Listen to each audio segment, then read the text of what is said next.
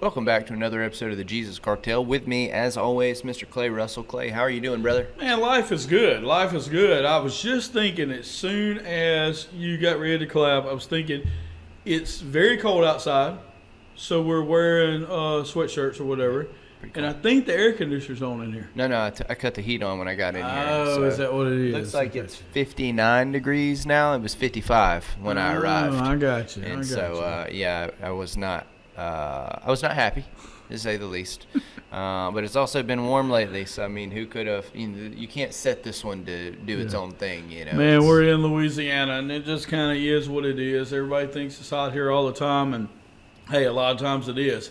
But we get our time of cold weather too. Yeah. Especially like last night. You were coaching last night on the field, right?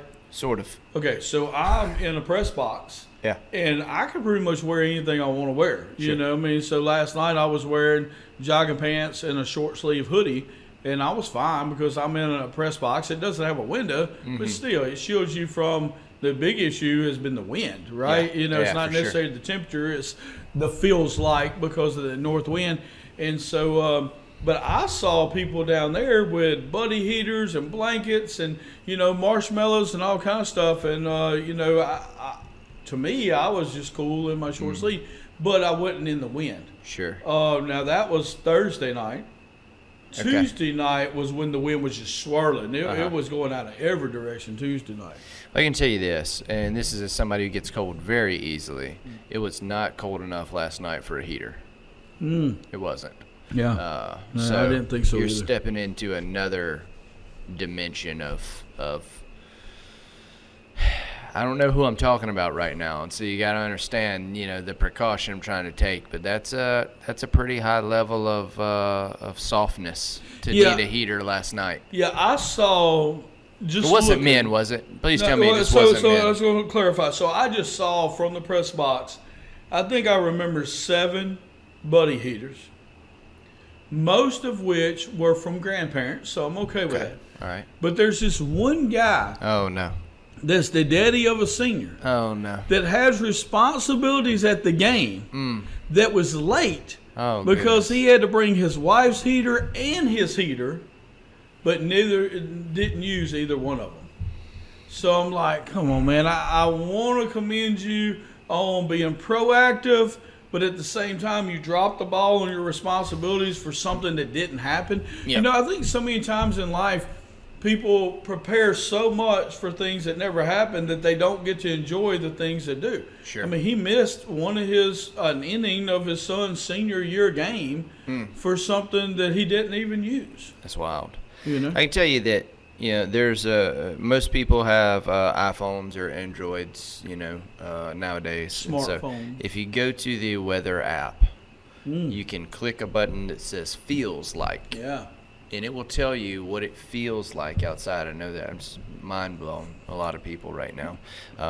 If that number is 50 or above on the feels like, not the temperature, the feels like, you do not need a heater. Yeah. You should not your own personal buddy you should heater. not need to carry a heater around your lap. That's definitely wear a jacket or a hoodie or something. Sure, you want to, but if it feels like 50 or above, you shouldn't need a heater. I didn't need the heat to come on in here. I preferred it, but I didn't need it. I would have been just fine. You wouldn't have gone and got a heater out from the house in the shed and all that. We would have just recorded. But if you could just push a button, then you do. Sure. And so that's disappointing. I'm disappointed in whoever that is. Sounds like somebody I don't know personally, but I do want whoever that is to know that I am aware of you now, and as a innocent bystander who is subject to your crimes, I'm disappointed in you. Well, here's my deal. You know me. As soon as he come up, I gave him the business. I mean, your son's wondering where you are and if he still has a dad or not. And I said it's all over these heaters that you really shouldn't even use. And he tried to play it off, because he owns the business. He's like, "Well, I was making money." I said, "No, I'm talking about the time it took for you to get the heaters. That's why you're late." Yeah, of course. The time to making the money or whatever is whatever. So I didn't cut him any slack. So I'll let him know that you agree with me. Yeah, please do. Yeah. Please do. Go out of your way to do that if you don't sure. mind. That's That's tough. I hate to hear. In fact, both teams play a week from this Monday, so we can both let him know. I'm gonna see if there's heaters. I'm gonna check. It should be in the 70s, but I'm gonna go look. I'll introduce myself and I'll look around and see what there is to see. Trent Williams was wearing a heated vest last night. This is Farmer Trent, not Banker Trent. Yeah, so here's the issue I got with Trent Williams. Which one, Farmer or Banker? No, the one we're talking about, the Farmer. Okay. The vest guy. Yeah. Here's the issue I have with him, because I consider me and him to be a little more of the same stature. Okay, even though he's tall and everything, he's a bigger frame, than you are, right? Sure. And so I can understand. You get cold easy. You don't weigh that much. You don't have that extra cushion and stuff. But him and I do, so I consider myself able to take care of the cold really good because of my mass, right? Well, I feel like Trent has, not as broad of shoulders as me, but he has some mass about him. So I feel like, and I'm just judging him because that's what we do. We judge people, right? Of course. I'm just saying that I think he's just flaunting the money. I and swear. Saying, I have a heated vest, and this is what I'm going to do by God, and I want everybody to know that I can afford one and you can't. I 100% am on board with you. 100%. Because he asked me last night, he said, "You got your heated vest on?" It's like, Trent, it's way you too want to warm make sure for a you're heated part vest. of the clique. That's 100%. Yeah. And in one way, I'm flattered because he wants me to be his friend, desperately, might I add. I understand. And I get it. Yeah. I get it. I carry a lot of influence. But man, come on, just man. the audacity. Wear it when it's 80 outside too. You know what I mean? Just really stick it to them, the poor people. Hey, he's like, man, I got it. I'm gonna flaunt it, dog. Yeah. So Man, speaking of last night's baseball game, because that's what this is, a baseball podcast. Dude, we got murdered. Yeah. Sterlington. We played. They beat us. They beat us pretty good last time, but we didn't play great baseball last time. They just beat us this time, mercilessly. They're a very, very good team. So somebody texted me this week sometime, some unknown guy. Might have been the same guy that brought the heater last night. I think it was. And he says, "We're going to beat Sterlington next week." And I said, "No, we're not." And he goes, "But we're a better team than they are." I said, "No, we're not." And he says, "But we're still going to win next week." I said, "No, we're not." Yeah. Sterlington's no joke. I'll tell you this, man. They're one of the top teams in the state regardless of classes. I don't know who they're going to throw against you. Yeah. I don't. And that's a lot of baseball is who they pitch. The scores can be very deceiving. You may watch Mangum play Calvary. As a matter of fact, we both have games against Calvary, Mangum and FCCS. Okay. And if you look at the Calvary games, just us versus Calvary, y'all versus Calvary, we look like a better team just because of how the game turned out. Now, what we don't know is who did y'all throw against Calvary? You may not have thrown your guy. Who did Calvary throw against you versus who they threw against us? And so there's a lot of the story that's not told by just the score. And so same kind of way with Sterling. I don't know who they're going to throw against you. I would argue that there are people that they could throw that y'all could score some runs off of. Where you're going to run into trouble is if you don't start your guy, if you start anybody besides your guy, they're going to score a lot of runs. Well, and that's what happens. Like I said, this is a baseball podcast, but that's what happens in a lot of these small schools and stuff. Yeah. If you're going to be a 1A, 2A contender, you got to have the guy. And the way they got the rules done is you can have the guy and make it all the way to the finals. That's right. And that's just the way it is. You could throw that one guy every single game, but when you get into the finals, you're going to have that second guy. And that's where the rubber meets the road and everything. But Sterlington is different. They got a lot of those guys. Yeah. They got a lot of people that can pitch.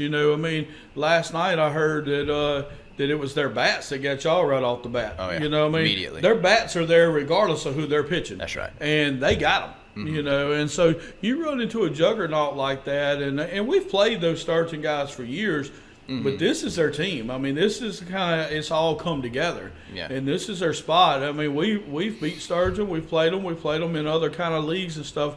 But this is their team right now. Yeah. And a lot of people ask, because we didn't throw our number one against them either game. And people are like, well, why wouldn't you do that? It's like, well, you got to, when you're looking at a schedule, you got to look at it as to what games are like extremely realistic wins and which ones are less likely. We didn't go into either Sterlington game accepting that we were going to lose. Yeah. And you shouldn't. But it would be a very hard game to win, even if we played our best baseball. Even our best baseball would have been a hard game to win. And if that's the only game we have to play, then you throw your number one. Yeah.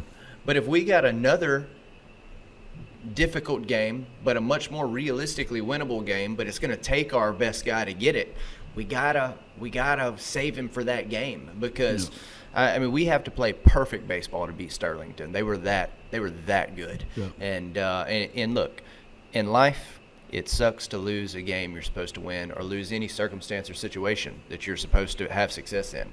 Sometimes in life, you just get outclassed. Yeah. And last night, we just got outclassed. Yeah. That's not a knock on any of our kids. No, but it wasn't just last night. You line up and play against Sturgeon 10 games in a row. Sure. And you're going to be outclassed the whole time. I'm not saying you won't win any of them. Sure. They're still the better team. Yeah. They're the better team than Mango. You just run into those. Yeah. That's difficult. And in life, you're going to run into those things too. Yeah.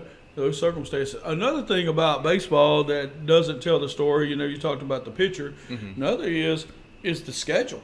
Yeah. Because right now we're kind of in the process, especially this week and next, of trying to make up some rainout games from the first of the year. That's right. And that's when it gets really tricky, because y'all had some tough games this week and some tough things leading into this.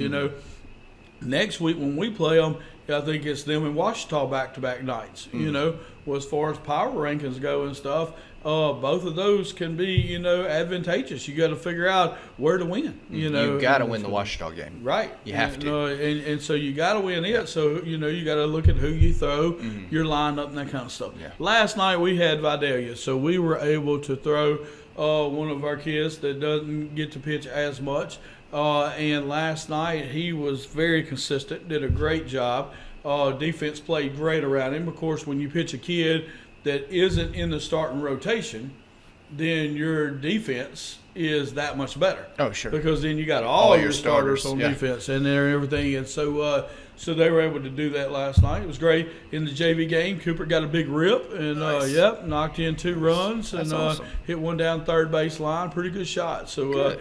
we're excited about that. So anyhow, life is good. Yeah. Things are good. And moving forward. It's about time to start fishing. Yeah. About time to start fishing. I'm going to try to go this weekend. We're supposed to have some good sunshine tomorrow. We're filming on Friday this week. I think Clay had kind of alluded to that earlier. But I'm going to give it a run. I'm trying to decide. I don't know. I say trying to decide. I need to either add a little more fishing or some fishing, because I don't do any, but I have people I could go fishing with without fully committing. Sure. So I either need to add some fishing or I need to add some more golf to my life for this spring. Yep. And stuff. And so I got to be able to look at that. Now, we do have some new endeavors right now. We just bought a flip house, so we are spending time on the flip house, having some other services and stuff. So, we do have some extra stuff going on right now. But at the same time, it's always good to add those things. And I think that's going to be some of the topic that we talk about in a little while. So we'll wait on that.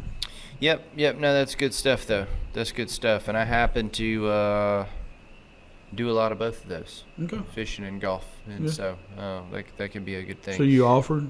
I'm offering. Okay. I'm offering. Like and so here's the get to know you segment question of the day. I was thinking, and I don't know why it came to mind, and then you told me what we're going to talk about today, and it seemed like that's why it came to mind. Just kind of flows together well.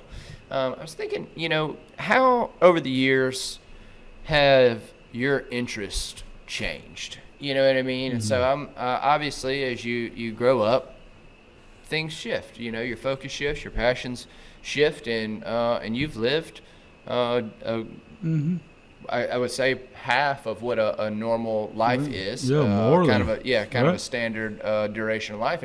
That's a lot of life. Yeah, that's a lot of life. I'm about a third of the way there, a little over a third of the way there.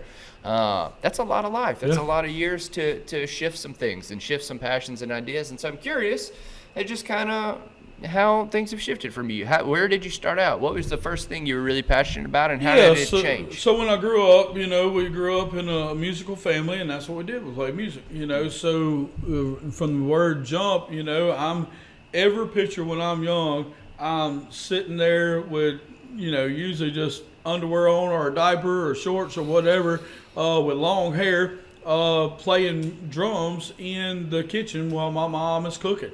I mean, that's the standard picture for Clay Russell when he was young. Strainer on my head, spoons, wooden spoons, and banging pots, and I'm sure that my mom loved to hear that sound really loud, every time she cooked. And then I got my, drum set, and I have. How old were you when you got the drum set? Man, Give me a ballpark. Probably 4. Oh, wow.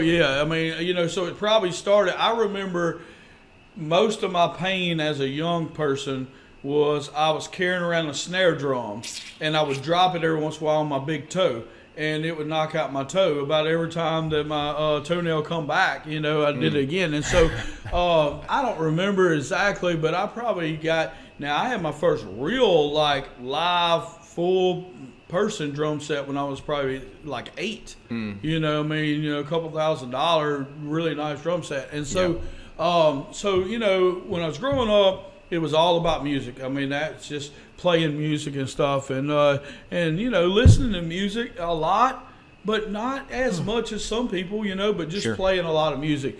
And then when I got, older and stuff, as far as in school and high school and different things like that, I still, was in the band and played music, but we also played a lot of basketball. I mean, just every single day, pick up basketball. Two things that you don't see kids doing nearly as much today as what we did back then was I was driving.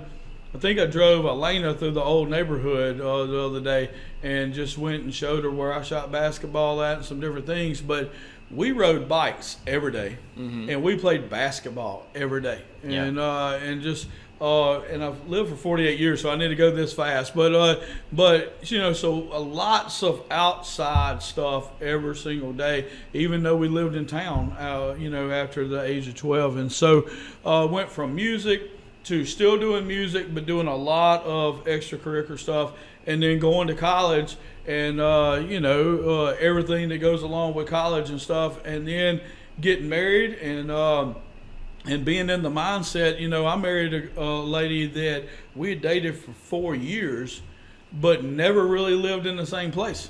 So we really dated.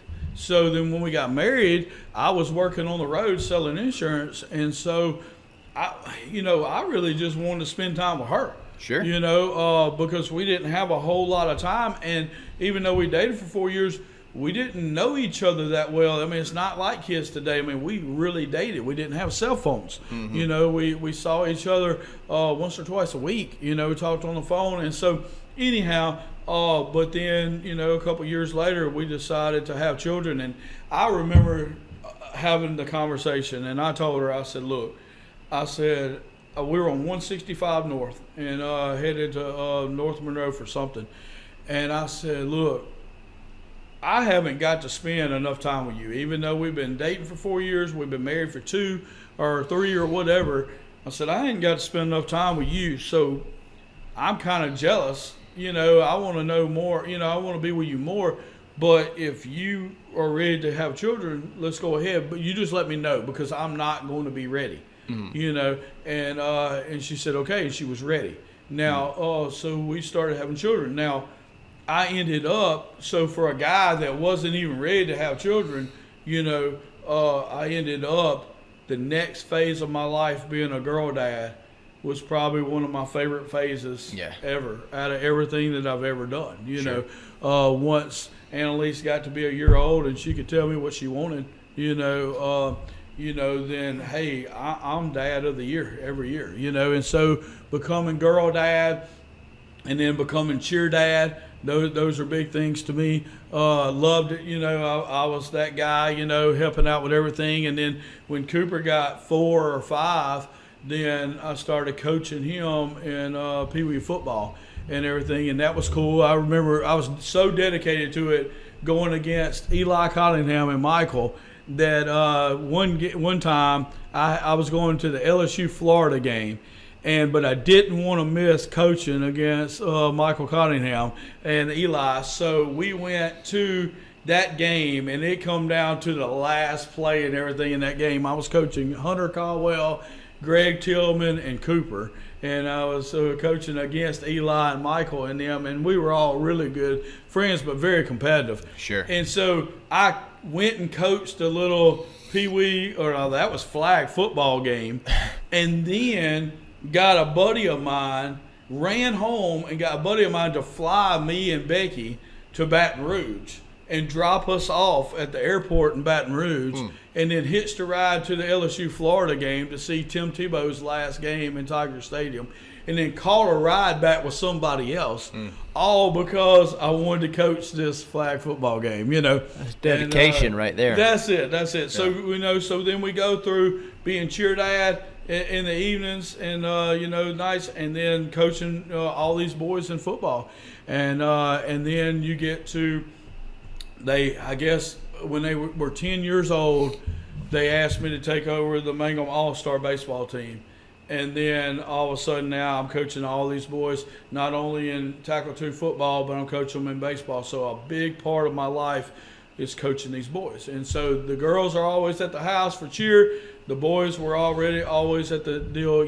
having the game. And so, that's just kind of been the shift. It's been, from playing music to real big into sports and everything, to going to college and just, learning who I am in Christ and stuff, to dating somebody, really dating the right way, to getting married, to working on the road, to having children and raising a family and being as involved in their lives as possible. Yeah. And so that's just kind of been my shift. Now, as far as extra hobbies and things like that, we just fit them in where we can. Sure. We it's not, I don't want to say it's all about the kids, because we haven't raised our family that way. Sure. We've raised our family that it's all about the family, and it's all about being balanced in the family and stuff.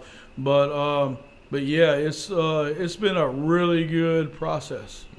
Yep. That's good, man. That's awesome. I'm very tired. Like, I'm feeling it more today than I normally do. It's been a busy week. I didn't sleep a lot last night, but I'm not normally as tired as I am right now. So I'm in active war with my narcolepsy at the moment. Nice. It is no fun. Well, and I just kind of went on a tangent for a minute there, but it doesn't have anything to do with that. 48 years is long. Yeah, very, very, very long time. Do you know that I got on one of our friends pretty bad the other day because I walked into his place of business and he was drinking a Monster energy drink, and I started to tell him how disappointed I was in him, but he felt it without me having to say it so much, and he started apologizing and backpedaling and all kinds of stuff, but I really was very disappointed, because he did just turn 50 years old a couple weeks ago, but I mean, we're the same age. He's in a lot better shape than I am. And here he is drinking a Monster energy drink, and I'm drinking decaf coffee, no caffeine all day. And so he proceeded to tell me that that's not a regular occurrence for him, and that that's what everybody says. Yeah, it's the first one he's had this year. I know you caught me betting the house on the roulette table, but I just want you to know. And then he tried to get his sister-in-law to co-sign for him. Wow. And I was like, come on, man. That's how you know you're guilty. Yeah. I know who you're talking about just because of the few factors that you put out there. And I can tell you 2 things. 1, you're much better than him, just as a person. And 2, you're in much better shape than him. Yeah, that's not true. I don't see either of those as close competitions. I think anybody who knows the 2 of you would vouch that you are. He's definitely not go with number 2. He's not in that good a shape. He's really let himself go. Well, we're hate that you don't feel real good today. I don't feel bad, and that's the deal. It's like I feel I'm in great spirits. Yeah. I can just like I've yawned like a bunch of times. I can just fit my body's just like fighting to stay attentive and alert, and it's abnormal for me. The main reason I brought that up is because you know me well. You also know I have narcolepsy and some other things like that. It's not super common knowledge. It's not something I hide, but I don't like to talk about everything that's wrong with me all the time. But I like to communicate that to people to let them know, like, hey, look, this has nothing to do with you. You know, I'm feeling a little different than I normally do today. It's not that I'm not attentive and interested in the things that you have to say. And so you know me well enough to know that. But I just always like to communicate that when I'm feeling that. And I've thought that it might be an important thing for our viewers to know that when you're dealing with a situation like that, sometimes communicating those things, like, hey, look, I had a rough night last night. If you see me yawning, it's not because I've lost interest in what you had to say. I just didn't sleep a whole lot, but I'm here.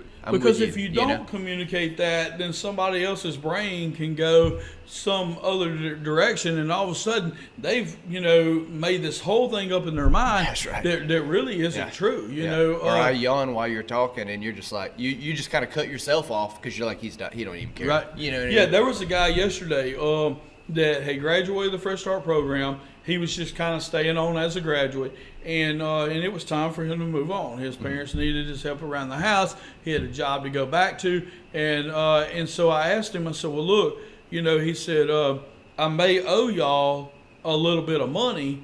He said, "But I got some more money coming in. Just let me know or whatever later, and I'll take care of it." Well, just the way he said it, I knew that he felt like he was in the hole.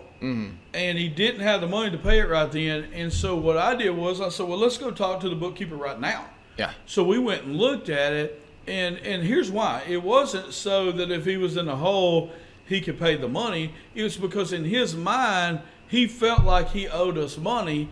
And I knew that would bother him until he got it taken care of. Sure. Well, at least let him know how much money it is so then he knows what he's working towards. So we go and we look at it. And he is in the hole, but there was this other money that I already knew about. And it was plenty to cover it and everything. And so we were able to get it taken care of. And all of a sudden he goes, how did you know that I needed that? Yeah. And I said, well, a good understanding is what everybody needs. Yeah. As long as you have a good understanding and a good communication, then you can decide what you do with it from there. That's true. But that miscommunication can be tough. But I do know why you feel, because the Holy Spirit is probably stronger in me right now than ever in my life. And so I do know why you do feel more drained, and I understand that. I mean, I'm serious. I understand. Okay. Yeah, I'm serious as I can be. Seemed like you were about to hit me with a major sarcasm. No. It's not the sarcastic at all. But it is. I can tell that it's a little bit of lack in that you have, and here's why. Because I think it's been a couple weeks since you brought a sponsor to the table. Here we go.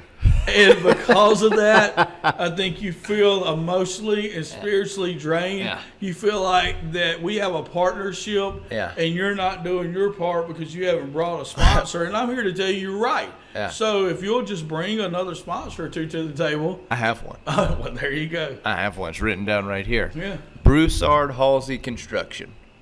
Broussard Really? Halsey Construction. Yep. They the CEO, Kyle Broussard. Which is the second time he sponsored us, right? Yeah. So he got rid of some baggage. Yeah, previously dumped he said his partner was a deadbeat, Roy Ely. Yeah, got rid of him. Yeah, so it rhymes with Roy Ely. Might not be Roy Ely.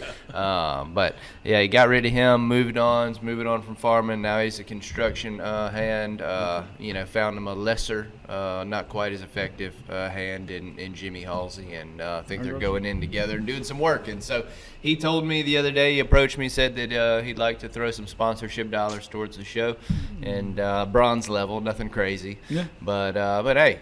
We appreciate it. We respect it's a new business. We don't want them to dig too deep into their capital right away. But we appreciate Kyle Broussard's sacrifice, and to a significantly lesser degree, Jimmy's. Okay. Yeah. So what better way to start a brand new business than to dump money into a baseball podcast. Yeah, Yeah, that's what you want. That's what you want. I mean, that's the list. That's where we're at. Yeah. So, for me growing up, as a kid, I've had a fantastic memory since I was very, very young. And so their matching game where you turn all the cards face down, try to match games. I was obsessed with that as a child. Obsessed. I loved it.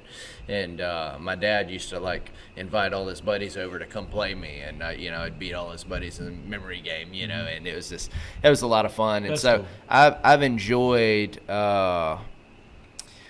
even from very, very young, anything where I can process information and utilize that information to give me a better position. And obviously, as a kid, you don't recognize that that's what it is, but that's what's happening. And I remember as a very young child thinking through those processes of it was never random to me, even from young.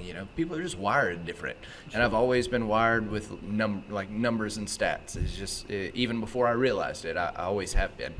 And so stuff like that was really, really neat to me. And then I remember, I was probably about 5, 6. We had a Super Nintendo, and me and my dad used to play Donkey Kong together. And that was some of my most fond memories of my dad when I was young was, us beating Donkey Kong, which was really him beating Donkey Kong, but me being there also, running around dying while he kind of carried us to victory. But together, right. In my mind, we beat Donkey Kong. And as Arya and I have also beat the new Donkey Kong together, same kind of way though. And so that was really neat. But, my dad and I's relationship was mostly baseball. And it was awesome. We spent time together every single day.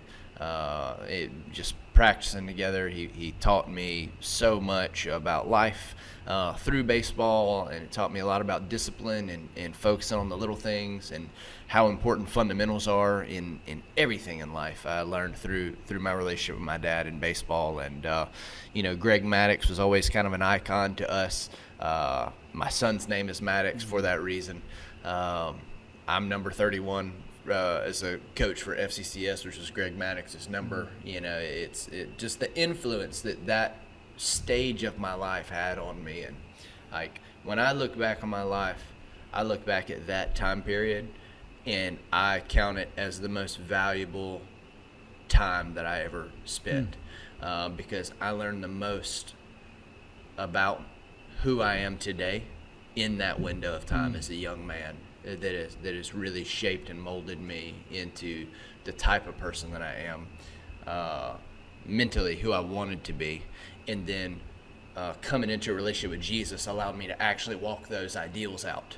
And so I learned who I wanted to be and who I needed to be when I was very young, but I lacked the spirit to do it.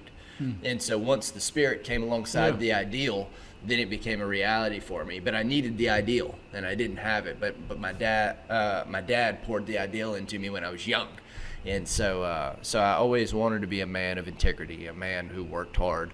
And Dad always emphasized those things. But I didn't have a lot of integrity, and I didn't really want to work hard. We had to, we were forced to.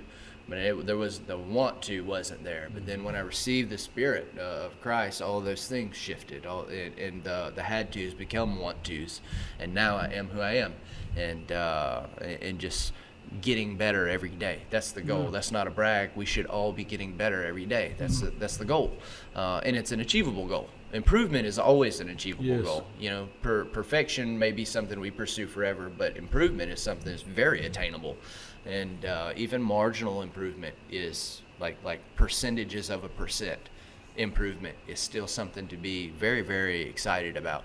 And so baseball was the thing for me for from 6 to 18. I graduated when I was 17, but I still played with some of my buddies because I was young. And so the guys who were seniors the next year, I could still play with them. We traveled around and played some stuff like that. But around 14 is where the passion for basketball really became a thing. And we played pickup basketball, like you were talking about, every single day. And if we weren't doing baseball, we were doing basketball from school and if it was summer, we played basketball from probably like 10 a.m. until 10 p.m. Yep. That sounds like a wild exaggeration. But no, It isn't. Yeah. It's what we did. We loved it. Yep. It wasn't, you know what I mean? Like, kids today don't love it. And so when you tell them you played 12 hours of basketball, they're like, okay. We loved it. Yep. We loved it. We loved to compete. We loved to be around each other. We had a good time with it. We played all kind of. It wasn't just one game either. We would change things up. We would do different things. We would switch teams up. There's 1,000 ways to keep it interesting, and we did. And then during baseball season, we'd do baseball practice, and then we'd play pickup basketball until 10. You know, it's what we loved. I've developed so many good relationships through playing pickup basketball. I met so many people through playing pickup basketball, and it's just been a really good tool in my life. And then around 2015, I would say, is probably when I started golfing. I played basketball pretty heavy up until 2015. I started golfing just kind of random, hanging out with a buddy of mine, Shane Longoria. He golfed in high school, and we'd been spending some time together and stuff like that. He took me golfing, and it's just the challenge of it. I enjoy things that are difficult. It's the reason I don't like I don't brim fish, I don't perch fish, I bass fish. It's not because there's anything wrong with the others. A lot of people enjoy them a lot. A lot of people I love and respect enjoy those things a lot. I enjoy bass fishing because of the difficulty of it. It's very hard, and it's you can never really master it. You know what I mean? Like you take Kevin Van Dam, who arguably the greatest fisherman of all time. There's some other guys in that conversation, but you could definitely make a strong argument. He doesn't win every tournament. You know what I mean? You just can't quite master it. There's always variable stuff. I love variables. I love having to do statistics and figure out a strategy to beat something you're not supposed to beat and figure out something you're not supposed to figure out. That's why I like chess. That's why I like Risk. It's games where there are infinite number of variables, and that you can, if you're the best at processing information, you can set yourself up to be successful. And so those are things that I did for a long time. I started MMA and jiu-jitsu around 16. Probably from 16 to 23. That's 16 years old to 23 years old. That was like the biggest passion of mine. It kind of weaned after that because I wanted to get married and have a family and stuff, so I shifted my focus more towards the family at that point. And there was a lot of learning for me because I had been on my own for 6 years before I got married. And so there was a lot of learning of how to not care so much about the hobbies that I have or had, because we still did things, but I was playing pickup basketball every day all day. You know what I mean? And now you go from playing pickup basketball every day all day with your buddies when you're not working to, all right, I have a relationship that I need to pour into.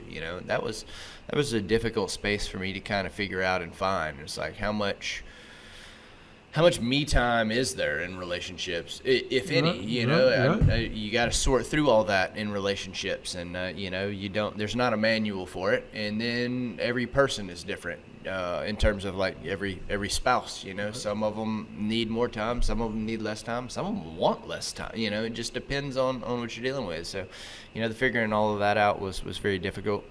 But it was also around that time when I got married that I truly became passionate about the gospel. Mm-hmm. And really like a passion of mine to teach it and preach it and stuff like that. I had been doing ministry for a few years at that point, but it hadn't yet become like a burning desire within me to make Christ known to the world. That's around when it happened. That's around when I really just like kind of dove headfirst into that. And so, working through all of that, and I've wanted to have kids since I was very, very young. And so as soon as we got married, I wanted to have kids. The roles were reversed here. Courtney was like, well, we hadn't really got to spend any time together. I'm like, I don't care. Like, I want to have a kid. And but we did hold off like a year and a half or so before we actually started trying to have a kid. I think around, or at least a year. We waited at least a year. But then we had kids. She's, just enamored by her children. And so it was all a wonderful thing. And I mess with her all the time. I'm like, you remember when you didn't want Aria? That's the way I say it, which is absolutely not true. But, right. It's fun to say it that way. Yeah, Becky picks on me about it because I'm the one that didn't want to have kids, and I'm my kid's favorite. Yeah. You remember when you didn't want Annalise? Right. Yeah. It's like, that's she's that's like, the this way isn't fair. Yeah, that's the way to go at it. But yeah, so I became really really enamored with my family. I love my children. They're so much fun and stuff. And so then it was about how do I best set my family up for success, and that was complicated because I'm working, Courtney's working, the children are having to go to like a daycare type system. It's not really real like daycare around Winsboro, but they're going to child care, and there's just a part of you that feels guilty for not raising your own kids. I don't know if everybody feels that way, but Courtney and I did. We just like, we want to raise our own kids. It's just what we like. Nothing against we've had several people help take care of our kids over the years. Nothing against any of them. It's just they're not us. Yeah. They're not us. And so I started working behind the scenes. Never mentioned anything to Courtney about it till it was done, and I knew I could pull it off. And then one day I was just like, hey, look, if you don't want to go back to work, you don't have to. Like, we got the money situation figured out, and I was just doing a lot of extra work. But that's what I thought was best for our family, is that Courtney could raise our children with our values, and that has paid massive dividends, by the way, for us. And so that was something I had to put a lot of effort into, and even still today, you can attest for that, is that the time that I spend with my family is now extremely valuable to me, valuable enough that I'm willing to give a lot up to make sure that it happens.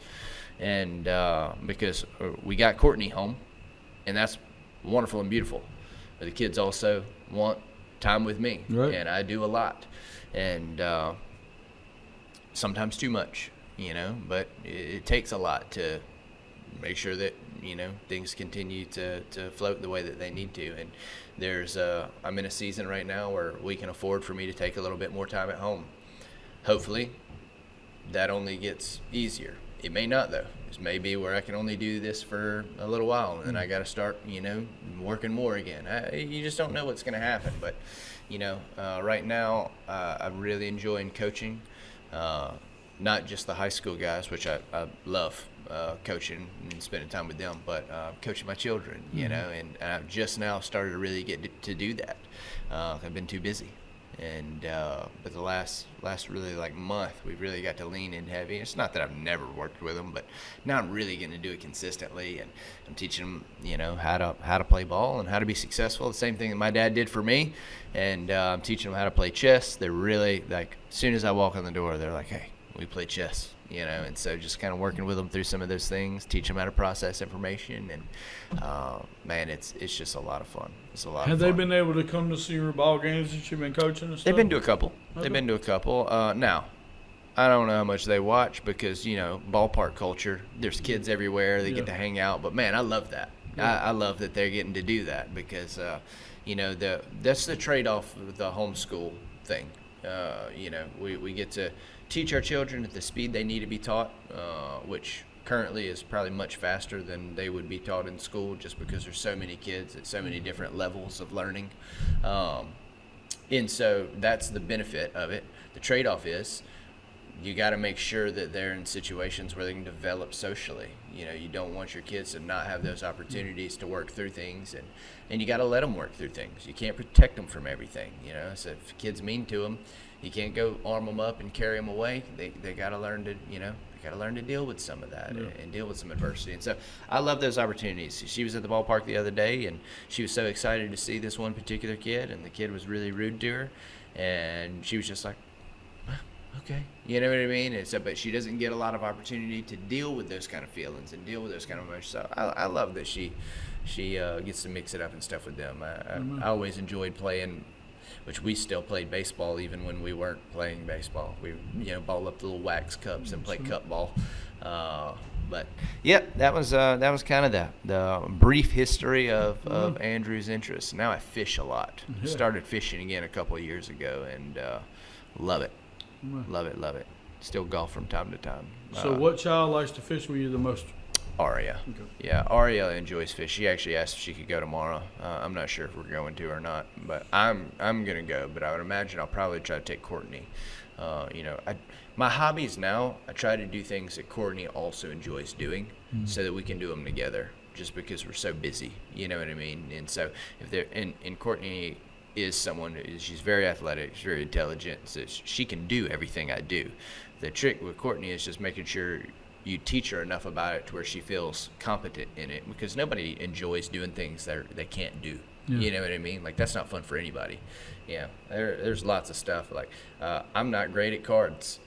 I'll play cards, but I'm not great at them because I don't want to be sitting there. Mm-hmm. And so I don't have enough patience to play a very long card game. And so I will get myself out doing the riskiest things just because I don't want to be there anymore. It's not that I don't want to be around you. It's just I don't enjoy what we're doing.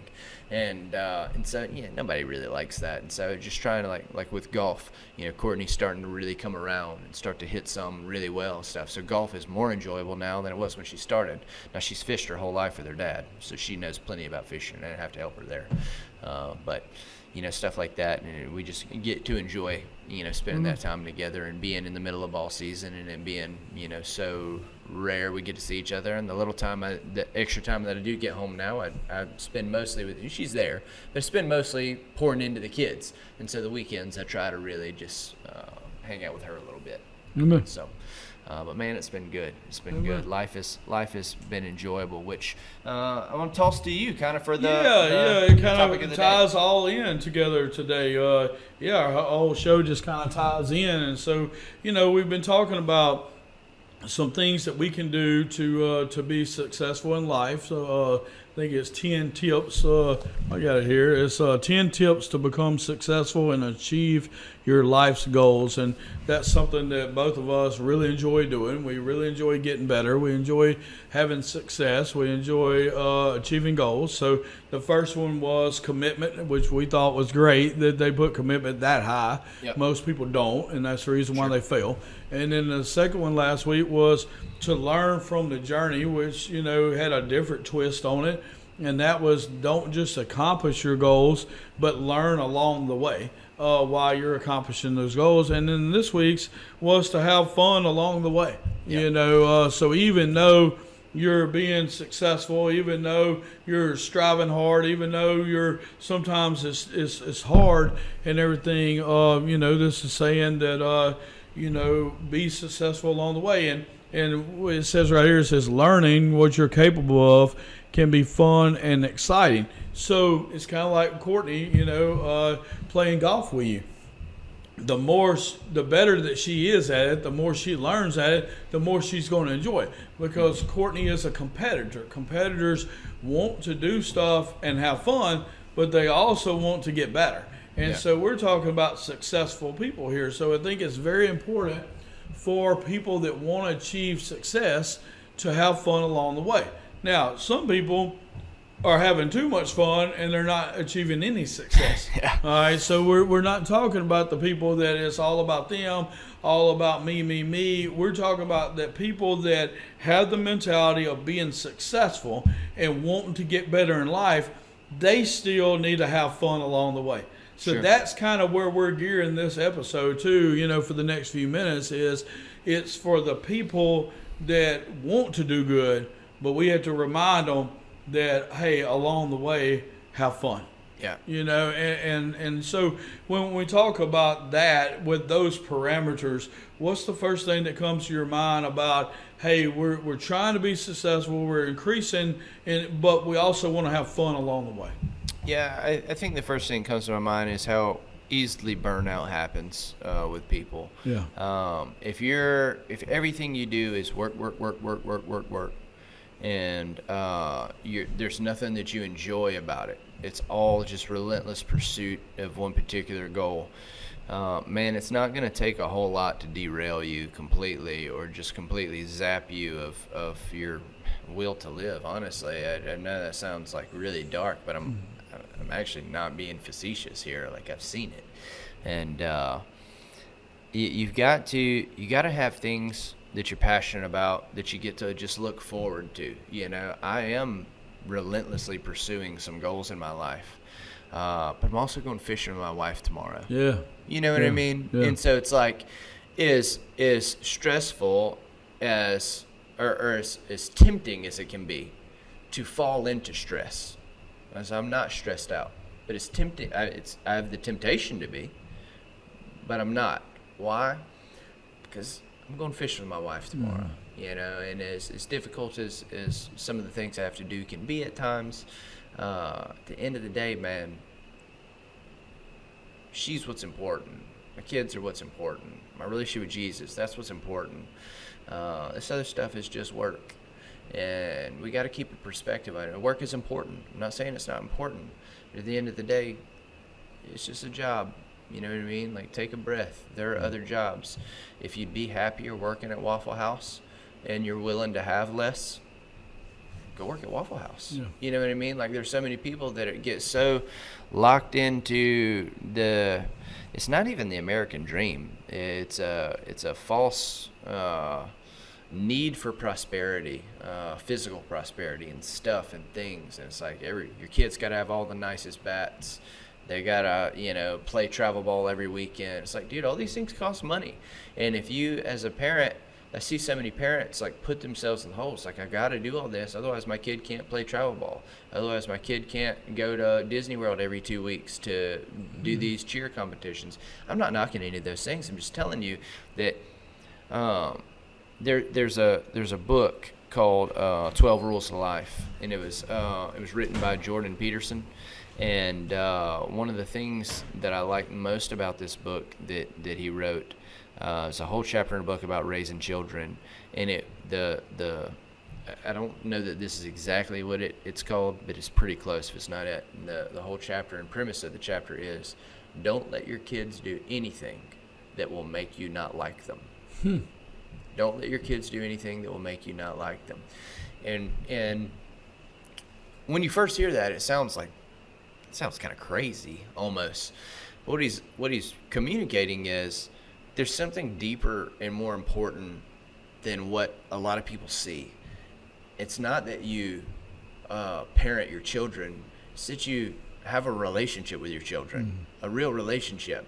And if you do all the right stuff, you feed them, you clothe them, you shelter them, but you don't like them, there's going to be an infinite number of problems and things that you deal with. And in life, there's so many things that are kind of like prescriptions of things that we have to do. But if you don't like your life, you're not going to keep doing them very long. And so ultimately, that's kind of where the whole deal boils down for me. I don't even have a whole lot more that I would need to express other than you got to like your life. You got to like your life. And if you don't like your life, you need to shift some things around. I would say for sure you are prioritizing some of the wrong things. And so I would very much encourage anyone who looks at their life and says, I don't like it. I don't like it, that it's time to shift some things around. Well, you even think about Fresh Start. Okay, so at Fresh Start, we're dealing with people that's, chose addiction over everything else in life, So we're dealing with some difficult situations. Some people that's been through trauma, some people that's been through divorce and drugs and alcohol, all this kind of different stuff. But yet we probably have more fun at work than almost anybody I know. Sure. Why? Because if not, it would be a really difficult place to come work every day dealing with what we deal with every day. But because we keep it lighthearted and we have a good time, then it teaches them that even though they're so worried about their life and their mistakes and what they've done, hey, if Clay and Andrew and Brad and Danny and Ryan, all them can have fun, then I can have fun too. Yeah. And so I think that's, we're setting the tone, not just for us not to get burned out, not just for us to live a great life, but for our clients to realize that, hey, there is a better way. Yeah. See, when I came into Christ, my whole mentality was to teach people they could have fun as a Christian. Yeah. Because I was in the fun scene out there, playing music and that kind of stuff. And so when I give my life to the Lord and I'm not doing those things anymore, I wanted to show people they could have fun. Yeah. Well, next thing you know, a few years later, I'm the administrator, director that's got to tell everybody what to do. Yeah. And so it could be, contradictory with each other. God gave me a different role. But at the same time, even though I do have to enforce rules and regulations and do things in a proper way, we still have a great time doing it. Yeah. We're doing a little March Madness board that we started yesterday. And this morning, the level of trash talk by the guys that are leading after one day was phenomenal. Mm-hmm. I mean, because these same guys, you didn't hear anything out of them yesterday. Yeah. You let them win a few games, And now the level of trash talk that they have is really cool. Yeah. By some people that you wouldn't expect it from, and I like it. The guy in first place can't even read, I don't think.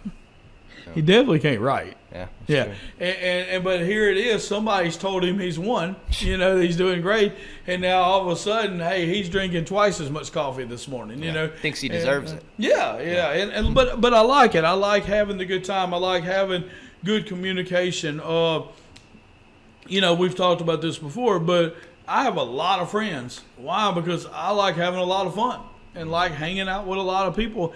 And so, man, when you can have fun along the way, it's really cool. And you can find good things, fun things in anything that you look at, But so it's not just about, hobbies and different things like that. It's also about enjoying it.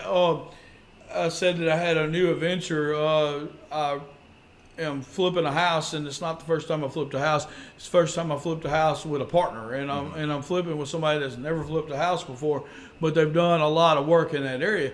And so for me, it's been extremely fun already, because we've gone in there and got our hands dirty. Me and Miss Becky. I mean, we've gotten disgusting. We did the tear out and stuff ourselves. A lot of the cleanup and stuff ourselves, just in a couple days, because it was new energy by doing it with somebody else.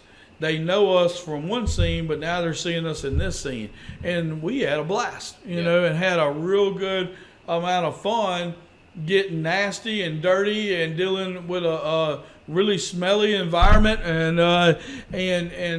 throwing away a bunch of trash and stuff, and we had a great time doing it. Why? Because we kept it lighthearted. We enjoy those things. Now, you could have saw it somewhere totally different. You're like, man, why are y'all in there? That's a job for Papa's crew. Why didn't you hire Papa's crew to go throw away all the trash? Well, because we enjoy doing it. Yeah. We enjoyed getting in there and getting dirty and enjoy doing those things. Yeah. Just like today with Cooper. I don't know where he is right now because my phone is on airplane mode, but it was either stay at school with nobody there or go call the house at Pine Street.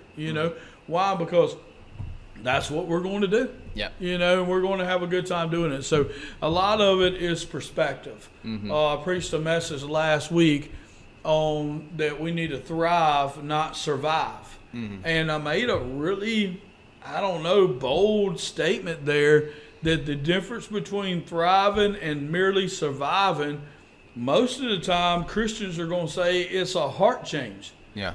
I disagree. I think that when you gave your life to Christ, you had the heart change. I think that the difference between thriving and surviving is a mind change. It's a perspective change. It's a perspective that, hey, I am going to thrive instead of barely getting by. And I don't think God has to do anything again. I don't think Jesus has to go to the cross again. And I don't think that as a Christian you have to have a new heart again. I think you need to change your perspective. Yeah. And I think it's the same way with this, with having fun. It's all about perspective. Yeah, you what are you doing and with who? Yeah. Those are the things that matter. Fresh start, the work isn't fun. The people are. Yeah. Nothing about the actual work is fun. Right. Matter of fact, the work is devastating a lot of times. Counseling and computer work. Yeah. Those two things aren't that fun. In dealing with bad news almost exclusively. Right. You know what I mean? Like we get horrible phone calls pretty regularly. That's not most people's job. Right. You don't get, as the McDonald's manager, you don't get a call that one of your former employees died every week. Somebody that worked with you yesterday. Yeah. And so it's just like it can be, but the people are great. Yeah. And they all have good attitudes, and so it's fun to be here, even though the work isn't fun necessarily, though it can be, because when the clients come in with a good attitude, the relationships are fun. So it's like, hey, no one cares about the dynamic of why you got here, how you got here. You're here. Like, let's enjoy it, and we can do that, and so that's a great thing. And so I would just encourage everybody to consider those two things. What are you doing? Who are you doing those with? And if you feel like you're at a place in your life where you just take a step back and say, hey, if I'm honest, I don't really like my life. I don't really like it. Well, that don't get depressed about it, let's be proactive. Let's be default aggressive. And let's shift some things around, either the who's or the what's. And both of those will give you a lot of success. Think about the things that you're passionate about. Have the same conversation that Clay and I just had. Think about, like, when you were growing up, what were some of the things you were passionate about? Maybe touch back on some of those, see if you can't reignite some passion and some excitement about some of those things that you used to like to do. If you used to like to draw all the time, go buy your little sketchbook and see what happens. You might be surprised who around you might want to learn how to sketch or knows how. Or man, it can be fun, just like you said, rekindling those things. And I think that's pretty cool. I know we're running out of time today, but I do want to say that one of the best ways I know to have fun is to not take yourself so serious. And that's kind of what we're talking about there. So, hey, look, relax, take a deep breath, rekindle some things, and have some fun along the way. And we have fun every single day, and I think it's really cool. So, I'm good. I'm good. Hey, we love y'all. Yeah, be good.